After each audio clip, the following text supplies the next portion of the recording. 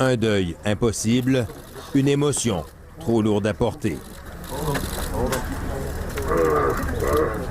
Terrence Floyd tenait à venir visiter le lieu où est mort son frère, George.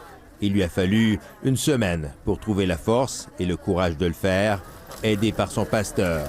Comme un long chemin de croix où chaque pas coûte, il s'avance lentement vers la fresque peinte sur un mur adjacent. Un moment de silence, puis un salut.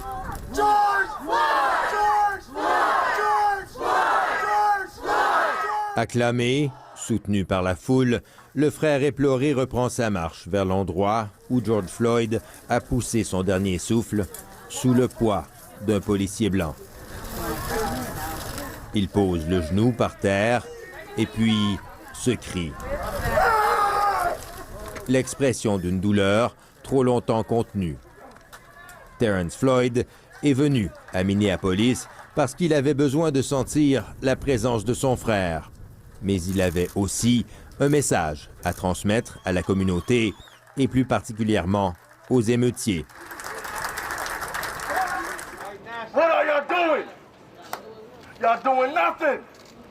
Because that's not going to bring my brother back at all. Ce que vous faites ne sert à rien, dit-il. Ça ne va pas ramener mon frère. In every case of police brutality, À chaque cas de brutalité policière, poursuit-il, c'est toujours pareil. Vous protestez, vous détruisez des trucs, mais rien ne change. Alors cette fois-ci, faisons autrement. let's do this another way. Let's stop thinking that our voice don't matter. That's right. And vote.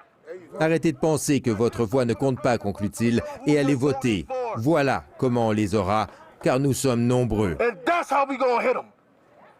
Because it's a lot of us. Des mots qui font mouche dans une communauté depuis trop longtemps vidée de tout espoir. Une riposte par les urnes donc, mais aussi en justice. La famille de George Floyd exige que soient inculpés de meurtre les 4 policiers responsables de sa mort et présente à l'appui ce rapport d'autopsie indépendant accablant. The evidence is consistent with mechanical asphyxia. George Floyd est mort par asphyxie, conclut le médecin légiste. C'est un homicide. Pour l'avocat de la famille, une conclusion s'impose.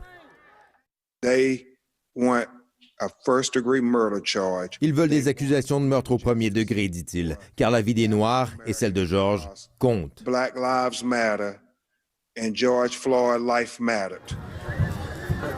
Kay Bolanos rêve d'une justice et d'une police au service de tous, mais elle se dit réaliste. Alors, elle a emmené ses 3 enfants sur le lieu du crime pour les préparer au monde dans lequel ils vont grandir. On ne veut pas les exposer à ça, dit-elle, mais c'est la réalité de notre société. Il faudra du temps, pense-t-elle, avant que les choses changent, et d'ici là, malheureusement, combien d'autres victimes? Ici Jean-François Bélanger, Radio-Canada, Minneapolis.